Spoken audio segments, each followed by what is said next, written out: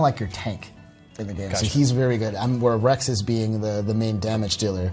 So there is an importance to that. But what's unique is, let me close this out. Actually, I'm going to skip this. They're just saying congratulations and everything. But I'll open up the menu here and kind of explain the role here. So now that I have Tora, it's great because I no longer have to worry about myself running around trying to minimize the damage. So when I open up the menu here, what makes it unique is, okay, so I have Rex here. He's a level 10 warrior. I have 2 blades in my army right now, right? And one of them actually is a tank, this guy right here, Hayate. But now since I have Tora and Poppy is pretty much a tank. She can do whatever she wants. But if I go into Poppy Swap, you can kind of take a look at her role, Elemental Core, Cards, and Ram. And right now her role is a tank, but you can change her to a healer or an attacker.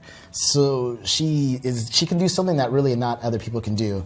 And especially you can change the Elemental Core, which is really key. Yeah. Because you need certain elements to stack on top of each other to perform really powerful combos. So she's a really good way to, I guess, it seems like to get around the fact that you might not always get the blades that you want. Correct. Because the blades are randomized. Yeah, because you're always looking for particular play styles and particular elements. For me in particular, I unfortunately never got a blade for this that uses an axe for Rex, but I like to have an axe blade because he has a particular art that launches enemies into the air, which is part of the driver combos. Essentially, it leaves an enemy defenseless for a small period of time where you can just really wail on them, and it allows other setups and stuff like that. And it's just really, really cool. So what we're working for right now to the goal in the story is our other character in our party, Mia, has been thrown in jail essentially for being a naughty girl.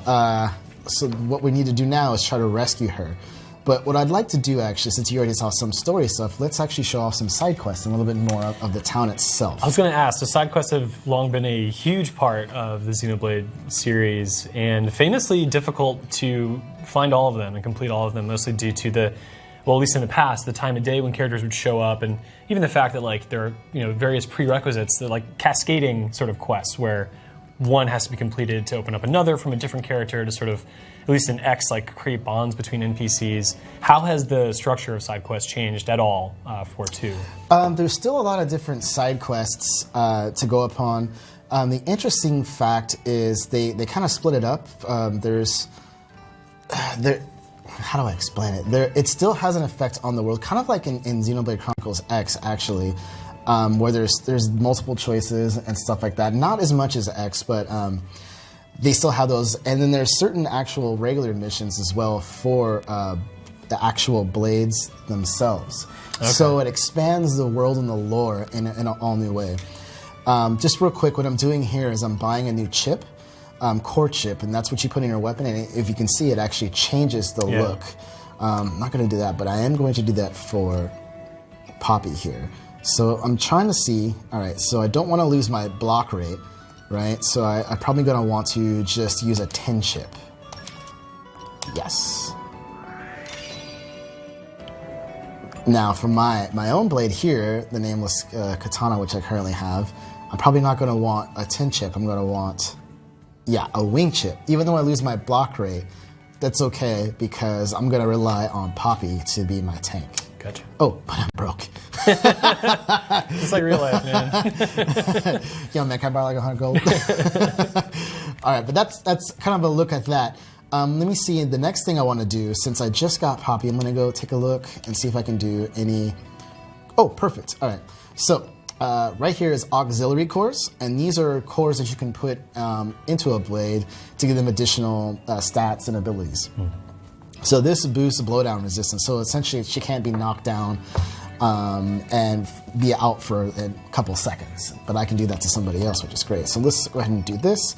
So here are items I've picked up around. And what I need to do is it requires 4. Luckily, it doesn't require anything rare. So I can just go ahead and refine it. And sometimes it will ask for various grades. Yeah, some might be very particular. Other times, not so much. All right, so I'm going to go in here. Characters. I'm going to go to Poppy. I'm going to go... Oh, you know what? I'm silly. I can't put it in there because Poppy Swap's different. So I see the little alpha symbol next to her name. Is that maybe indicating that there are various versions of Poppy that she can be upgraded? Like there's a beta and a...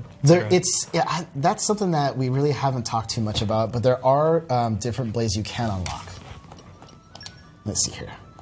Actually, okay, I won't bother too many people with all this stuff. I'm like, all right, let me get into the deep stuff and set up this all. I get way too excited about this game sometimes. But, okay, since I still made that core chip, I can't use it on Poppy. I will equip it here. All right, so I already have critical up. Now I have blowdown resistance on. Okay. So let's put that into practice. But first, we don't really have a healer. So what I'm going to do is change my blade here. And I'm going to use somebody that has Knuckles, and Knuckles are allowing me to heal. Now, if you notice, the class effect's going to change, so my damage dealt goes up, the HP potions that I drop using particular arts goes up, and my aggro goes down, which is great, and I also gain agility, so I'm going to equip that. Kind of you. All right.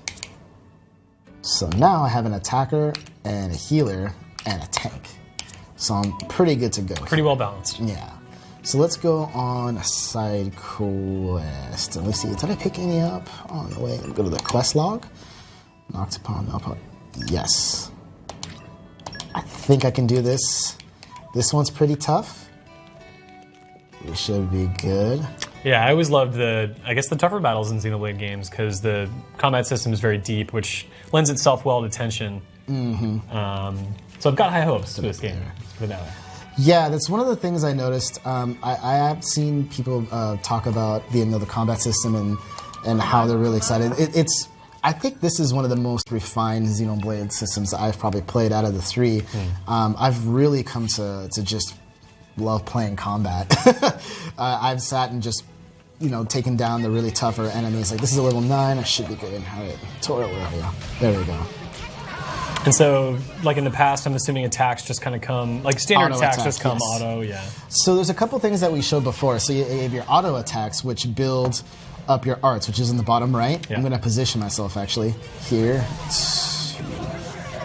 2, 3. So I attacked right after the third strike there, and you saw that little blue ring. That is called a cancel. So I canceled out of my art cancel out of my auto attack into an art. And what that does is build my special faster. Now, if you're wondering what a special is, it's pretty much the ability to let my blade attack themselves. Because right now, you see I just have the weapon in my hand. Man, this guy just keeps running around. 1, 2, 3. All right, 1, 2. Let's do that. Oh, really? I should have just canceled it earlier. There we go. Level 2. This is killer. There we go. Ooh, and I picked up a core crystal. That's great. Perfect. So right there you saw that I just unlocked something. So because I killed that enemy, it actually, let's see here, up to my infinity chart. So that's a pretty dense looking chart in my mind, considering how many potential blades are in this game. Yeah, so this is the really amazing and beefy part about this game. And I want to really go back again to say where it really sticks upon how you play and the type of blades you get. Because each one of these has different effects, and they all have different requirements. Like this was perform a blade combo, so I need to do it one more time. Yeah. And then it'll boost my block rate by 20% when my HP is low. And then up here is the same. You have to do block and attack 5 times. Let's see. Perform a driver combo 5 times, using the Aponic Storm. Perform a blade combo 5 times. And then down here is what you need to do is increase your trust to unlock the next level when you get all these higher levels. And so building trust comes through just fighting together or doing side quests relative to that character? Side quests. Okay. One thing to note, and is a nice tip, now it doesn't work for Poppy or Pyra because they are always with your character, your main character, but for guys like here, like Semi, when you send them on